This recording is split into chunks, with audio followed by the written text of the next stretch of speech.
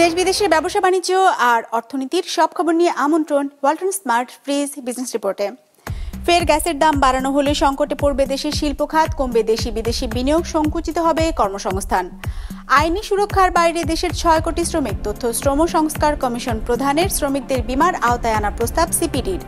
চাঁপাইনবাবগঞ্জ ও ব্রাহ্মণবাড়িয়ায় পড়ে আছে প্রায় ১৫ কোটি টাকার বর্জ্য ব্যবস্থাপনা প্ল্যান, দ্রুত কাজ শুরুর তাগিদ। এমন সব খবর নিয়েই আমাদের আজকের আয়োজন। ২৫০টিরও বেশি ডিজাইন অপশন নিয়ে ওয়ালটন স্মার্ট ফ্রিজ, বোঝে আপনার প্রয়োজন। গ্যাসের দাম বাড়ানো হলে সংকটে পড়বে দেশের শিল্প খাত, কমবে দেশি বিদেশি বিনিয়োগ, সংকুচিত হবে কর্মসংস্থান। রোববার রাজধানীতে সংবাদ সম্মেলন করে এসব কথা তুলে ধরে বাংলাদেশ প্লাস্টিক দ্রব্য প্রস্তুতকারক ও রপ্তানিকারকদের সংগঠনের নেতারা। এমন অবস্থায় প্রাকৃতিক গ্যাসের উৎস বাড়ানোর পাশাপাশি গৃহস্থালী ও সিএনজি পর্যায়ে ব্যবহার কমিয়ে আনার পরামর্শ দিয়েছেন বিশ্লেষকরা। দেশে যত গ্যাসের চাহিদা তার ৭৫% আসে দেশি গ্যাস ক্ষেত্র থেকে, বাকিটা আমদানি করতে হয়। এতদিন আমদানি করা প্রতি ইউনিট গ্যাসের দাম পড়ত ৩০ টাকা, যা বাড়িয়ে ৭৫ টাকা ৭২ পয়সা করার প্রস্তাব করেছে পেট্রোবাংলা, যেখানে বলা হয়েছে শিল্প কারখানার নতুন গ্যাস সংযোগের ক্ষেত্রে দর নির্ধারণ করা হবে নতুন দামে, তবে পুরাতনের ক্ষেত্রে কিছুটা ছাড় রয়েছে। উদ্যোক্তাদের দাবি, দর বাড়ানো হলে দ্বিমুখী সংকটে পড়বে দেশের শিল্প খাত। এখন নতুন বলতে কি বুঝান? আজকে একটা ইন্ডাস্ট্রি এক্সিস্টিং আছে গত ৩০ বছর ধরে, ২০ বছর, ১০ বছর, তার এক্সপানশন দরকার। এখন সে এডিশনাল গ্যাস তার দরকার, যেহেতু মেশিন সংযোজিত হয়েছে, আর তার ক্ষেত্রে আপনি নতুন হিসেবে আপনি ট্রিট করবেন। তো এই ধরনের আমার মনে হয় আমাদের পলিসি মেকাররা যারা এরকম চিন্তা করে করছেন, এটা সঠিক নয়। পেট্রোবাংলার হিসেবে বর্তমানে দেশে প্রতিদিন ৫৩৫ কোটি ঘনফুট গ্যাস উত্তোলনের অনুমোদন আছে, যদিও বাংলাদেশে গ্যাসের চাহিদা ৩৮০ থেকে ৪০০ কোটি ঘনফুট। বিপরীতে সরবরাহ করা হয় ২৮০ থেকে ৩০০ কোটি ঘনফুট প্রাকৃতিক গ্যাস, অর্থাৎ চাহিদার তুলনায় দেশে গ্যাসের ঘাটতি রয়েছে ১০০ থেকে ১২০ কোটি ঘনফুট। সেই ঘাটতি পূরণে তরলীকৃত পেট্রোলিয়াম গ্যাস বা এলএনজি আমদানি করে সরকার। নতুন প্রস্তাবিত দরে আমদানি করা প্রতি ঘনফুট গ্যাসের দর পড়বে ৭৫ টাকার বেশি। উদ্যোক্তাদের দাবি, এই খরচের পুরোটাই শিল্পের উপর চাপাতে চাইছে পেট্রোবাংলা। যারা ডোনার কান্ট্রিজ আছেন, যারা আমাদেরকে অর্থায়ন করেন, IMF বলেন, ওয়ার্ল্ড ব্যাংক বলেন, ওনাদের প্রেসক্রিপশনই এটা বাড়ানো হয়। তো এই প্রেসক্রিপশনটা আসলে কতটুকু যৌক্তিক, বাংলাদেশের মতো একটা অর্থনীতির জন্য যোগসই হবে এবং সেটা আমরা বাস্তবায়ন করতে পারবো, এটা সঠিক বলে আমি মনে করি না। এমন অবস্থায় গ্যাসের দর না বাড়িয়ে নতুন কূপ খননের দাবি জানিয়েছেন উদ্যোক্তারা। পরামর্শ দিয়েছেন খরচ কমাতে মিয়ানমার থেকে পাইপলাইনের মাধ্যমে গ্যাস আমদানির, সেই সাথে এলএনজি আমদানির শুল্ক ও কর প্রত্যাহারের পাশাপাশি নতুন এলএনজি টার্মিনাল নির্মাণ করে আমদানি বাড়ানোর তাগিদ দিয়েছেন তারা। তাদের দাবি, গ্যাসের দর বাড়ানো হলে ক্ষতির মুখে পড়বে দেশের শিল্প খাত। সরকারের যদি সাবসিডি দিতেও হয়, ইকোনমিস্টরা বলুক এটা বেটার নাকি ইন্ডাস্ট্রিগুলো ফেল করা বেটার। আপনি যদি আমাকে বলেন কোনখানে আমি গ্যাস বন্ধ করে দেবো, আমি বলি গৃহস্থলীতে গ্যাস বন্ধ করে দেন, কারণ ওটার তো কোনো ডাইরেক্ট আমার বেনিফিট নাই। আপনি সিএনজিতে বন্ধ করে দেন। আমাদের ডলারের দুইটা মাত্র আছে উৎস, মেইন উৎস, একটা হলো রেমিটেন্স আর একটা হচ্ছে গার্মেন্টস ফ্যাক্টরি, অন্যগুলো ছোট ছোট অল্প কিছু আসে। এই দুইটা যদি এফেক্টেড হয়ে যায় তাহলে কিন্তু আমাদের অবস্থা অত্যন্ত নাজুক হয়ে যাবে। অনুষ্ঠানে জানানো হয়, সম্প্রতি সরকার ১৭টি একক ব্যবহার্য প্লাস্টিক বন্ধের যে সিদ্ধান্ত নিয়েছে, এর ফলে বিনিয়োগ হারাবে এ খাতের ৬০০০ শিল্প প্রতিষ্ঠান, কর্মসংস্থান হারাবে কয়েক লাখ শ্রমিক আর কর্মচারী, সেই সাথে ৪০,০০০ কোটি টাকার বাৎসরিক রাজস্ব হারাবে সরকার। Ranjibul Mizan, business report, Maasranga television. দেশের ৬ কোটি শ্রমিকের আইনি সুরক্ষা নেই বলে জানিয়েছেন শ্রম সংস্কার কমিশনের প্রধান। রোববার রাজধানীর ধানমন্ডিতে বেসরকারি গবেষণা সংস্থা সিপিডি আয়োজিত অনুষ্ঠানে তিনি বলেন, শ্রম বাজারের ৮৫% অপ্রাতিষ্ঠানিক কাজে নিয়োজিত। এ সময় একক শ্রম আইন ও শ্রমিকদের বীমার আওতায় আনার প্রস্তাব দেয় সিপিডি। দেশে দীর্ঘদিন ধরে শ্রমিক অসন্তোষ বিরাজ করছে। শ্রমিকদের বেতন বোনাস সহ বিভিন্ন দাবিতে কারখানা ভাঙচুর, সড়ক অবরোধ সহ সহিংসতায় প্রাণহানির মতো ঘটনা ঘটছে। এসব সমস্যা থেকে উত্তরণে শ্রমিকদের জীবনমান, কর্মপরিবেশ ও অধিকার সংক্রান্ত সংস্কার নিয়ে প্রস্তাব দেয় গবেষণা সংস্থা centre for policy dialogue CPD. ধাপে ধাপে একটি কার্যক্রম নিতে হবে সাপ্লাই চেইন ভিত্তিক। সিপিডি বলছে দেশে জাতীয় সর্বনিম্ন মজুরি কাঠামো নেই, সাথে শ্রম আইনও যথাযথভাবে বাস্তবায়ন হতে দেখা যায় না। অনেক শ্রমিক জোরপূর্বক শ্রমের শিকার হন। এসব বিষয় বিবেচনায় নিয়ে শ্রমিকদের সুরক্ষার জন্য বীমা চালুর পরামর্শ সংস্থাটির। এছাড়া দেশে একক শ্রম আইন করার প্রস্তাব দিয়ে দীর্ঘমেয়াদী সংস্কার পরিকল্পনা করারও পরামর্শ দিয়েছে সিপিডি। অ্যাপয়েন্টমেন্ট এবং আইডি কার্ড এবং তার একটা লেবার কন্ট্রাক্ট থাকা, যে ডকুমেন্টগুলো তাকে যে কোনো ধরনের আইনি সুরক্ষা দেবে, যে কোনো ধরনের কারখানা পর্যায়ে বা প্রতিষ্ঠান পর্যায়ে যে কোনো ধরনের বা তিনি যদি বঞ্চিত হন। যদিও সিপিডির এসব দাবি পুরোপুরি মানতে নারাজ শিল্প মালিকরা। তারা বলছেন তৈরি পোশাক ও আনুষ্ঠানিক খাতে শিশু শ্রম ও জোরপূর্বক শ্রমের মতো ঘটনা নেই। ফর্মালাইজ করা যায় তাহলেই শুধু আমরা এই আমাদের যে লেবার আইন, এই লেবার লটা তাদের জন্য প্রযোজ্য করতে পারবো। আমার কাছে কিন্তু মনে হচ্ছে না যে বাংলাদেশে ফোর্স লেবার বলতে কিছু আছে। তবে শ্রমের মজুরি নিয়ে অসন্তোষ আছে শ্রমিক সংগঠনগুলোর। সেই সাথে যেসব খাতে সর্বনিম্ন মজুরি নির্ধারণ করা আছে তাও যথাযথভাবে বাস্তবায়ন হয় না বলে অভিযোগ তাদের। বৈষম্যহীন বাংলাদেশে একটি শ্রম আইন, একটি ন্যাশনাল মিনিমাম ওয়েজের মধ্যে আমাদের আশা, এবং নারীর জন্য যে প্রস্তাবনাগুলো, মাতৃত্বকালীন ছুটি 6 মাস। শ্রমিকদের দুর্দশার কথা স্বীকার করেন শ্রম কমিশনের প্রধান। জানান দেশের 85% মানুষ অনানুষ্ঠানিক খাতে নিয়োজিত। শ্রম খাতের মাত্র 5% আইনি সুরক্ষা পায়। এই দুর্দশার অবসান করে শ্রমিকদের ভাগ্য উন্নয়নে সমন্বিত উদ্যোগ নেওয়া জরুরি বলে মনে করেন তিনি। নির্মাণ শ্রমিকদের কিভাবে ইনক্লুড করা যাবে, বা গৃহ শ্রমিকরা কিভাবে যুক্ত হবে, বা একজন হকার কিভাবে যুক্ত হবে, শুধু আমি দিয়ে দিয়েছি সমতা স্কিম, তার কিন্তু কোনো প্রশাসনিক ব্যবস্থা রাখিনি, আমরা কোনো ড্রাইভ কিন্তু রাখিনি যার মাধ্যমে সেখানে যায়। অর্থাৎ আপনি যদি গৃহ শ্রমিক থেকে শুরু করে সচিবালয়ের একদম প্রধান উপদেষ্টা সচিবালয় পর্যন্ত আউটসোর্সিং কর্মচারীদের পুরো লম্বা একটা পথরেখা আঁকেন, তাহলে দেখবেন যে আমাদের বৈষম্যটা ঘরে ঘরে হচ্ছে। শ্রমিকদের অধিকার নিশ্চিত করতে 2025 সালকে শ্রম সংস্কার বছর ঘোষণা করার আহ্বান জানায় CPD. Ekramul Islam Khan, business report, মাছরাঙ্গা টেলিভিশন। পৌর এলাকার বর্জ্য থেকে জৈব সার তৈরির জন্য চাঁপাইনবাবগঞ্জ ও ব্রাহ্মণবাড়িয়ায় নির্মাণ করা হয়েছে আধুনিক বর্জ্য ব্যবস্থাপনা প্ল্যান্ট। কিন্তু কয়েক কোটি টাকা খরচে এসব প্ল্যান্ট নির্মাণ করা হলেও শুরু হয়নি কার্যক্রম। চাঁপাইনবাবগঞ্জ ও ব্রাহ্মণবাড়িয়া প্রতিনিধির পাঠানো তথ্য ছবি নিয়ে ডেস্ক রিপোর্ট। আধুনিক বর্জ্য ব্যবস্থাপনা, পরিবেশ দূষণ রোধ ও পরিচ্ছন্ন শহর গড়ে তুলতে তৃতীয় নগর পরিচালনা ও অবকাঠামো উন্নতিকরণ প্রকল্পের আওতায় 2020 সালে প্রায় 13 কোটি টাকা ব্যয়ে চাঁপাইনবাবগঞ্জ পৌরসভায় নির্মিত হয় আধুনিক স্যানিটারি ল্যান্ডফিল্ড ও বর্জ্য পরিশোধনাগার। প্রতিদিন এই ল্যান্ডফিল থেকে 4 টন বর্জ্য পরিশোধনের কথা ছিল, কিন্তু 5 বছরেও সেই কাজ শুরু করতে পারেনি পৌর কর্তৃপক্ষ।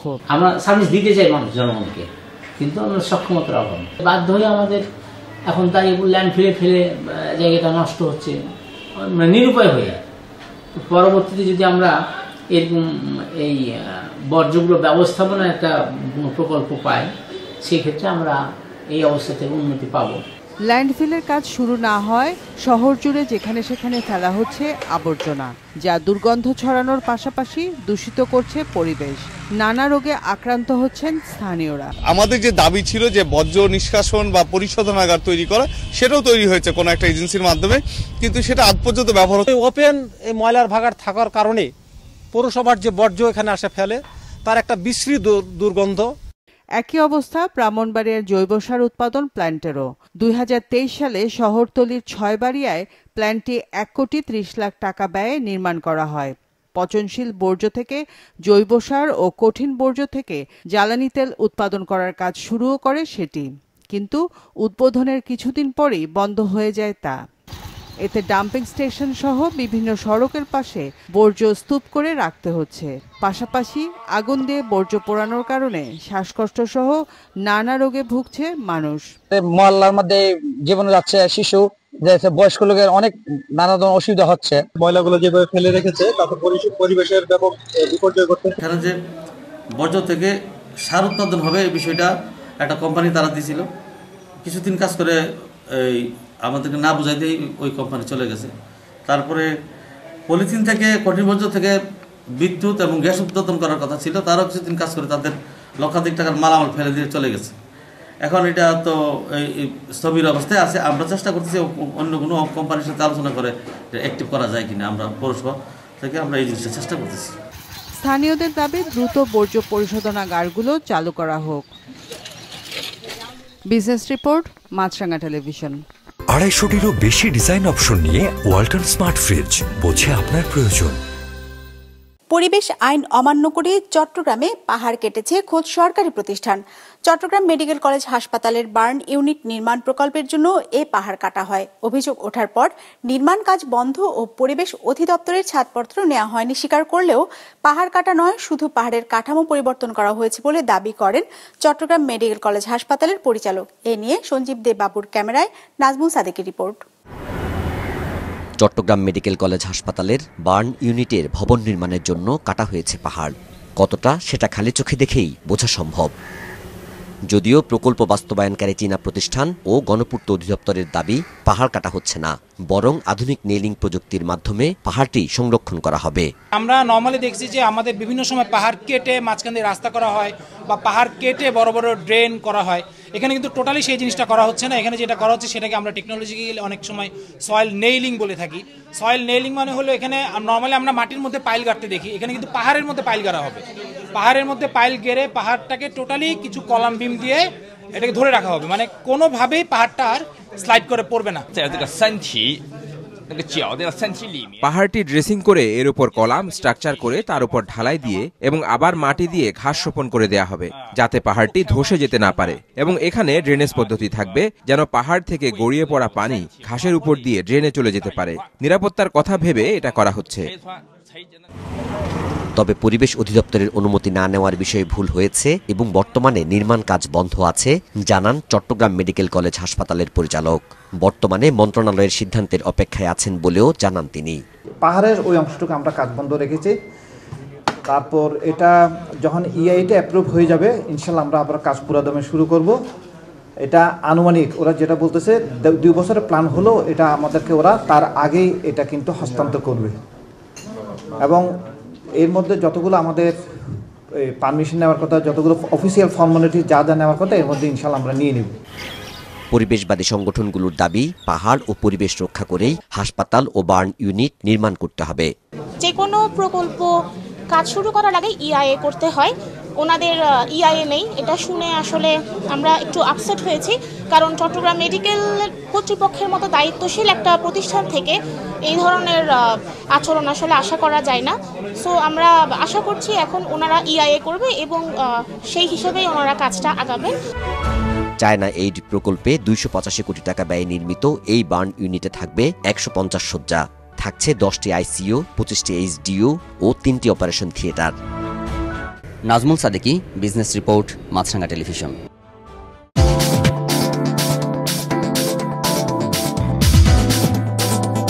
সূচকের পতন দিয়ে শেষ হয়েছে ঢাকা স্টক এক্সচেঞ্জের সপ্তাহের প্রথম কার্যদিবসের লেনদেন। সার্বিক সূচক ডিএসসি এক্স 38 পয়েন্ট কমে দাঁড়িয়েছে 5156-তে। বেচা কেনা হয়েছে 371 কোটি টাকার। লেনদেনে অংশ নেওয়া প্রতিষ্ঠানগুলোর মধ্যে দর বেড়েছে 69টির, কমেছে 282টির আর অপরিবর্তিত আছে 48টির দর। এবার বাজার নিয়ে বিশ্লেষণ শুনবো ব্র্যাক ইপিএল স্টক ব্রোকারেজের। আজ ডিএসসিএক্স ইন্ডেক্স ক্লোজ হয়েছে 5156.23 পয়েন্টে, যা গত বৃহস্পতিবারের তুলনায় 38.2 পয়েন্ট কম। আজ টার্নওভারের দিক থেকে মার্কেট ঊর্ধ্বমুখী প্রবণতা প্রদর্শন করে, যা গত বৃহস্পতিবারের তুলনায় 14.5% বেশি।